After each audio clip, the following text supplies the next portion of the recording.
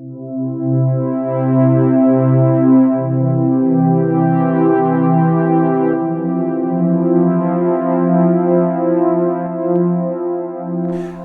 some thoughts for today, Palm Sunday. Well, of course, if I'd been there, it would have been different. I supported Jesus on Palm Sunday and I would have been there for him on Good Friday as well. No problem. Well, yes, that may be so. But let's go back to the year 1988. It was a lovely April Saturday afternoon. Grandstand on the BBC, hosted by Des Lynam, was in full swing.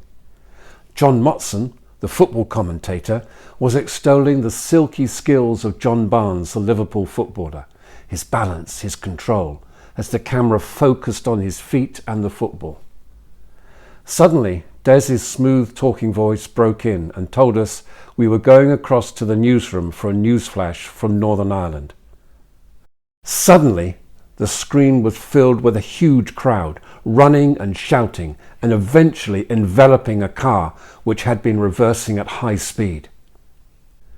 Inside the car, what turned out to be the two plainclothes policemen who had been monitoring this crowd, which moments before had been a solemn funeral procession.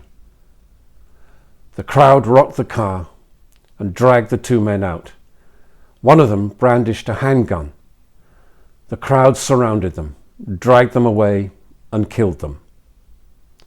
One reporter, writing for the Irish Times, wrote this piece. His face was covered in blood, red as the cemetery clay. A dark, handsome lad in a chain store sweater. He could have passed as one of the crowd in the procession. He might even have escaped if he and his companion had parked their car and joined the mourners. How did we let it happen?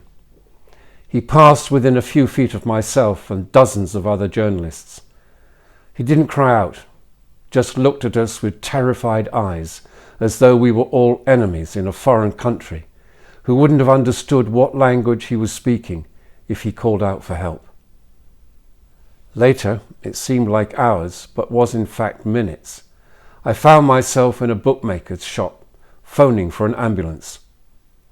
Someone in the shop said to me, if anyone had tried to stop it, they'd have been killed too. Now, several days later, I wonder.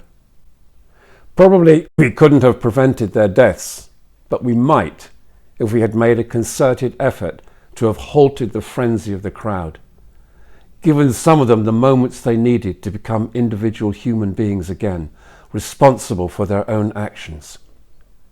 Nobody, at least as far as I could see, tried. Not the bystanders, nor the journalists who were at less serious risk. There were priests in the crowd, but not even they could stop a mob bent on lynching. Heaven knows I'm not blaming them. But whenever in the future I see that green in a girl's dress or on a summer beach, I'll have to ask why I did not make some gesture to show the young man in the green sweater he was not utterly alone in a hostile country. In many ways, this might have been a reporter's view writing on the events surrounding Jesus' death. A crowd intent on killing, a young man surrounded by hate. Perhaps we are bewildered by this crowd. How could they be so fickle? How could they carry such hate? How could they do this? How could they just let it happen? Then the implication of our bewilderment is, of course, if we'd been there, it would have been different. We would have made a stand, thrown caution to the wind. We would have stood at his side and rebuked his tormentors. We would have been there to say you are not alone in a world that has gone mad. You are not utterly alone in a hostile country. Perhaps, though, looking at the crowd around Jesus today and the crowd that surrounded those two policemen in Andersonstown, we must know that it would not have been different. And Jesus knows it too. He knew it then, but he was still willing to enter those gates today to end up on a cross.